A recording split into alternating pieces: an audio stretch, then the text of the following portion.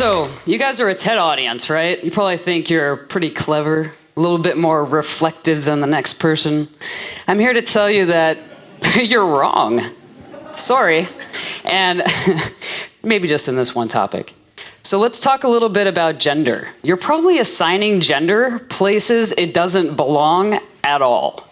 So let me give you a scenario. Imagine a guy wearing a dress and some tights. Now, you have the picture. It's probably someone like this, Miss OTB, right? Famous drag queen from Denmark. And by all accounts, in terms of how we define the gender binary and gender stereotypes in this society, she's wearing feminine clothing, presenting in a feminine way. But let me say, what about this guy? Wearing dress, tights, pretty fancy clothing. By all accounts at that time, very masculine guy. No one would ever go up to Henry VIII and say, hey dude, you're wearing a dress. You might get beheaded.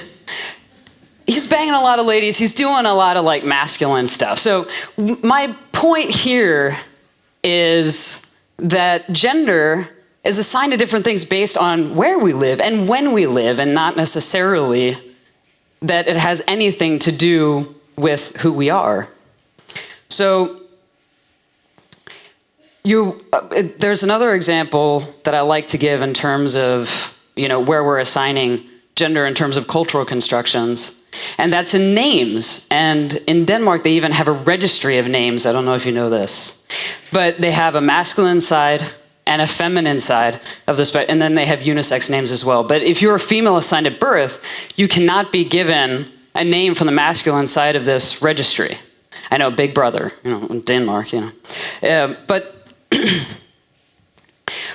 I want to give you an example here of this woman called Kim Kardashian.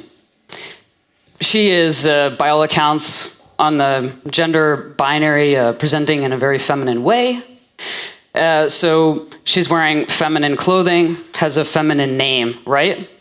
But what about this guy then? He's called Kim Bodnia.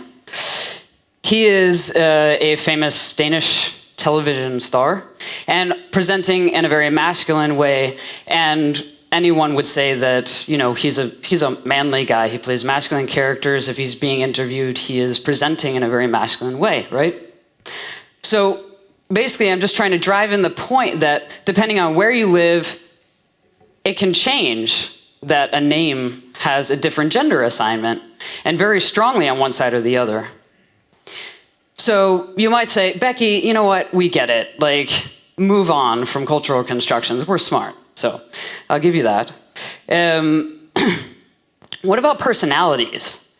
So we create stereotypes based on that a certain group of people portrays a specific group of character traits. So I've listed some here of what we normally say goes on the feminine and the masculine side of the binary. And what I would say is that at any specific time, I can identify with any one of these personality traits, but just based on who I'm speaking to, what happened to me that day, where I am in the world, which language I'm speaking.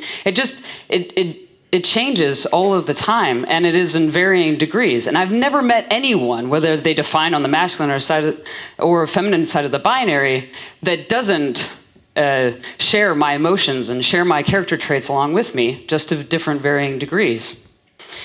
And I mean, if you don't have any emotions, you're probably a psychopath. So then this talk doesn't really apply to you. You're free to leave.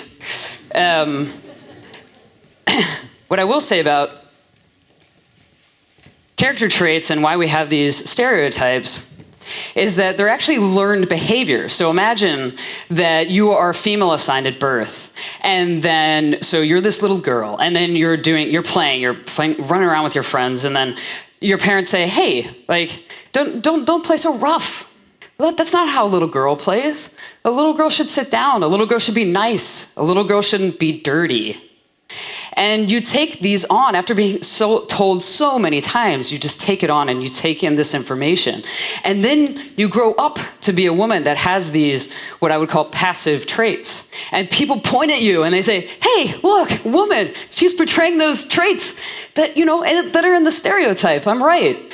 And actually, it's just a learned behavior. It's a self-fulfilling prophecy. So some of us follow these. Others of us, like me, fought against it. So there's me in a dress as a little kid, and me in a t-shirt.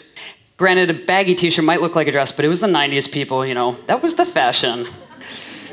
So when I was a little kid, I was rejecting my femininity so much because I really didn't identify with that at all, that I would actually have fights with my parents about like putting on clothes to going to formal gatherings.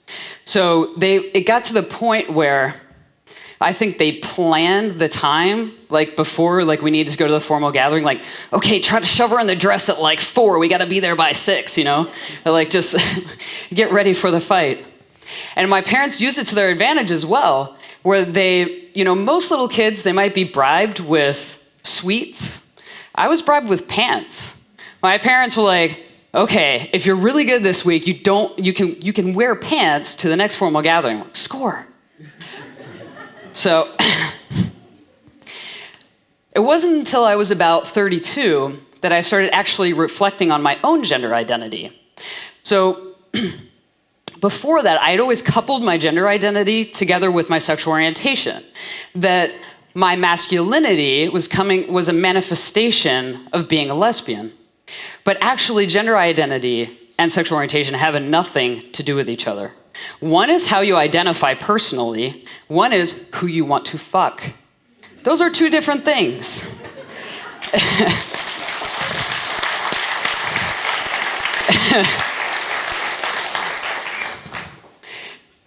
So I thought a lot to myself, well, how am I going to present in society? I decided to get book top surgery, and I realized that to masculinize my chest. And I kind of looked around and I said, you know what? Not every lesbian is booking themselves into the hospital to get top surgery, so maybe there's something happening there. Maybe my gender identity is forming in a different way. So, and then I was thinking a lot for, you know, a year or so about how do I want to look, how do I want to present myself, and how do I want people to perceive me? Was I going to be like a centaur, like top male, bottom female? Like, how are people going to like accept that?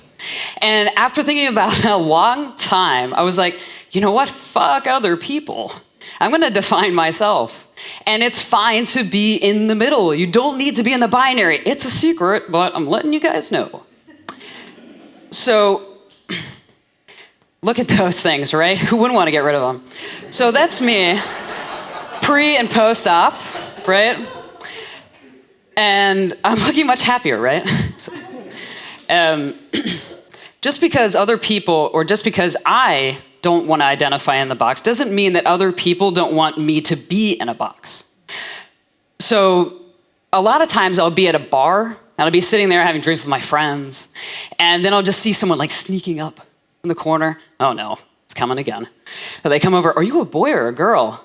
They're like, sorry, is my gender affecting your evening over there? Like, I didn't realize. I'll try to tone it down. So I don't say that to them, obviously. I'm very polite. I try to use it as a teaching moment. Everyone, you know, what do you think about the binary? What are your expectations about people? Things like that. If I don't feel like giving the whole speech, then I'll just say, you know what do you think I am? And they'll say, bleh, and I'll say, you are very correct. Be on your way.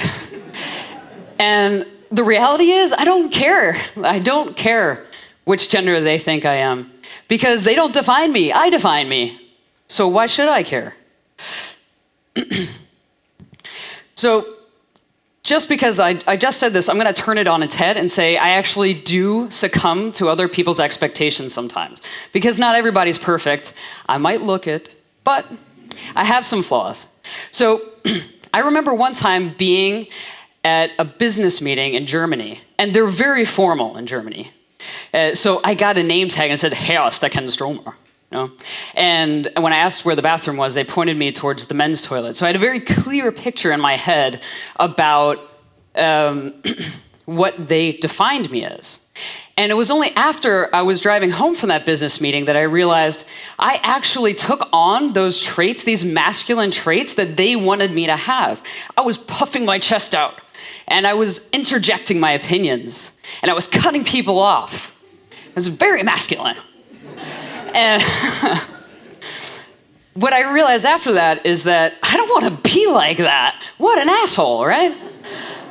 So I don't think that you need to be perfect all the time. I think it's just taking that time to reflect that makes you the better person. So now that I've had a chance to land firmly in the middle, I am accepting my femininity. There's me in drag. And realizing that my femininity completes me just as much as my masculinity does. And just because I take on some feminine traits sometimes, it doesn't negate any of the masculine traits that I have as well. So it's creating that own box for myself that has empowered me.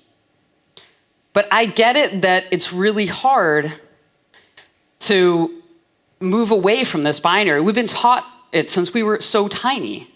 I mean, we've been given basically a starter kit, right, from when you're a kid. These are the colors that you like. These are the toys that you like. This is the job you will have. It's really easy to take that on and be like, great, perfect, I'm just going to do that. So I get that it's really hard, but I think we need to take the time just to have that second thought and say, is this actually my identity, or is this something that has been defined for me through society? And I also realize that it's been an important point for us in evolutionary terms that we identify things very quickly. We had to, if we're out running around in the forest and we, see a lion, you have to run. Like, you're going to be eaten, right? So you do have to make snap decisions. But now that we live in such a safe society, we have this privilege. We have this ability to not use our reptile brains, to actually take a second thought. We can use this privilege to then be more responsible humans. And I think that's what we should do. A lot of people have trouble separating having this idea with the binary. And when I talk to them, they can get really defensive really fast. I might say, well, the binary is more like a spectrum. And they're like, oh, I'm a man, I know that. So they're very set in their ways. And I realize that this can come as a shock. And when it's something that has been so steadfast in the way that you identify and the way that people have identified you, it's really hard to start to part with that and start to think about that. And the best metaphor that I can come up with is feeling your first earthquake. Because it's like the ground is shifting beneath you. This is something you thought was so strong and so ubiquitous, something that would never change. So it can really hit people to their core, and that's why I do understand that it can be a tough concept to grapple with. But what I will say is that I don't expect you to be superhuman. I just want you to be above average, and I think after this talk, you've moved up a little bit on that normal curve, so you can thank me later. But if you really start thinking about the gender and what belongs in different gender boxes or in the gender binary, and you start to try to parse that out, you will realize that gender quickly turns from the binary black and white to gray. So thank you.